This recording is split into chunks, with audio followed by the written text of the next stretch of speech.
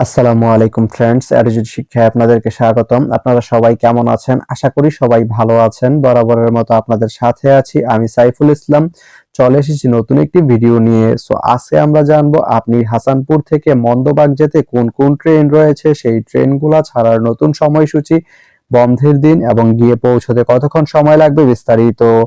আমি যদি আপনাদেরকে ট্রেনের সময়সূচিগুলা বলে দেই, আপনি হাসানপুর থেকে মমদবাগ যেতে প্রথমেই যে ট্রেনটি রয়েছে সেটি হচ্ছে কর্ণফুলী।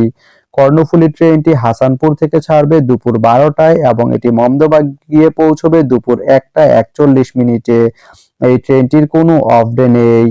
এরপরে রয়েছে ময়মনসিংহ মেল। ময়মনসিংহ মেল ট্রেনটি হাসানপুর থেকে ছাড়বে সন্ধ্যা 7টা 53 মিনিটে এবং এটি মন্দবাগ গিয়ে পৌঁছবে রাত 9টা 58 মিনিটে। এই ট্রেনটির কোনো অফ ডে নেই।